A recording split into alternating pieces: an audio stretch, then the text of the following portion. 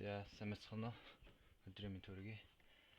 За өнөөдөр санхүү дээр хэрхэн мөнгө хөрөнгө болон борлуулалтын авалгыг хооронд нь тулгалт хийж хаах талаар танилцуулъя. За би нэг жишээ бэлдсэн байгаа. За тэрэн дээр болохоор Голомт банкны энэ данс руу за 2,291,256 төгрөг орж ирсэн. За энэ нь өөрөө энэ хүү орж ирсэн 2,291,256 төгрөг нь 99% гэж үзэж байгаа. За тэгээд нийт борлуулалт нь өөрөө 2,314,400 буюу яг хаахдаг маань л энэ байна. За тэгээд борлуулалтын шимтгэл маань өөрөө 23,144 буюу 1% нь ийм байна. За яг энийг яг яаж хийх вэ гэдэг талаар танилцуулъя. За би болохоро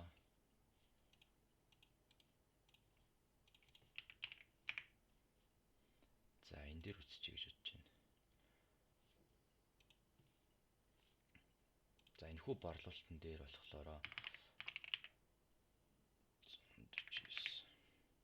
За энэ хүү борлуулалтын бол авалга нь өөрөө 2,314,400-гээр буюу нийт дүнгээр өссөн байгаа.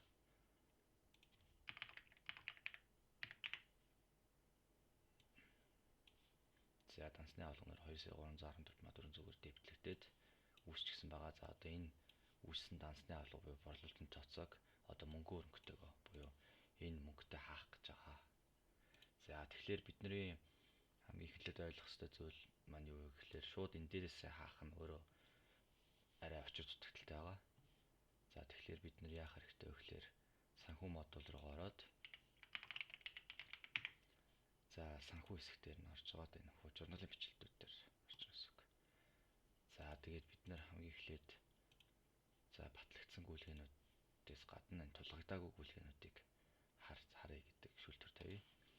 За тулгагдаагүй болон батлагдсан гүйлгээнүүд байна. За тэгээд л дансаар нь бүлгэлж.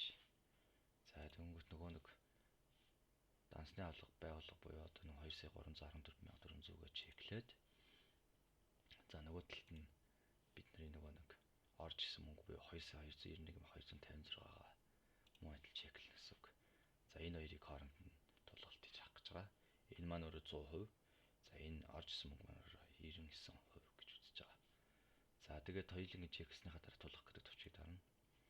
За тулгах гэдэг төвчгийг дарснаар энэ хүү хоёр одоо дебет болон кредит дүнгуудын зөрүү болох 23,144 буюу одоо 1% маань өөрөө аль данс руу бичигдэх юм бэ гэсэн асуултыг одоо систем гаргаж ирж байгаа гэсэн үг. За тэгэхээр энийг би систем дээр бүртгэгдсэн байгаа данснуудаас буюу за жишээ нь борлуулалтын шимтгэлийн зарлагдсан данс руу хийя гэд.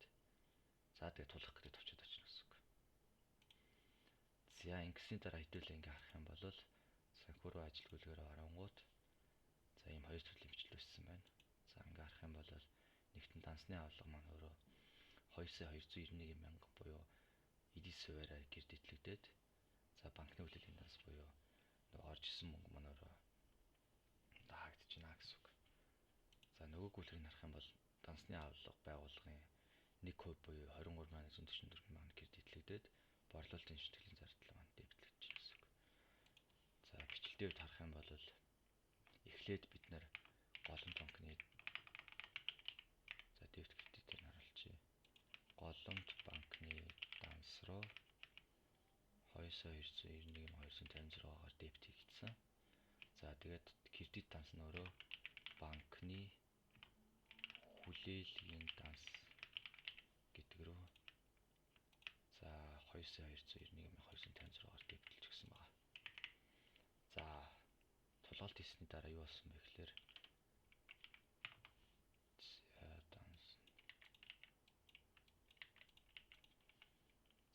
тулгалт хийсний дараа банкны хүлээлгийн данс маань ийм дүнгээр дэвтлэгдээд дансны авалга данс маань өөрөө ийм дүнгээр гэрдэтлэгдээд за би дебет талд нь борлуулалтын шимтгэл данс маань энэ дүнгээр дэвтлэгдээд за яг ингээд ерөнхийдөө бол ажил үйлгэнүүд үсээд тухайн авлага ингээ хаагдаж байгаа бах нэ. За энэ 1% нь хаагдсан байна. Энэ 9% нь хаагдсан байна. За эдлээ ингээ харах юм бол буцаад санхүү рүүгээ ороод голомт банкныхаа танс руу орох юм бол энэ маань өөрөө тулгагдсан гэдэг чектэй байгаа. За тэгээд бүгдээрээ нөгөө нэг дансны авлага буюу нэхэмжлэг рүүгээ ороод харах юм бол энэ нэхэмжлэг маань өөрөө төлөгдсөн гэдэг ийм одоо статус дээр очсон байна гэсэн үг. За тэгээд бас нэг анхааруулах зүйл нь юу байгаа вэ гэхээр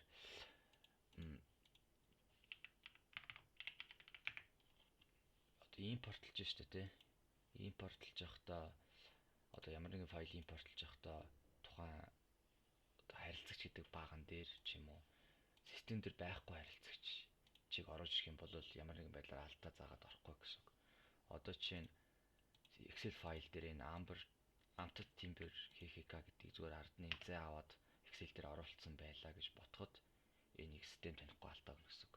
Эсвэл энэ дунд ингэ зай өгөх юм уу? Эсвэл урд нь зай өгөх юм уу? Иймэрхүү жижигхэн одоо юунаас олж систем танихгүй алдаа өгөх тохиолдлууд байдаг шүү. Тэгэхээр хэрвээ зайлшгүй шаардлага гарахгүй бол ер нь харилцагчийн хоосон орхичж болно. Одоо импорт хийхдээ. Тэгвэл ерөнхийд бол илүү амархан одоо хуулга маань ордог байгаа шүү. За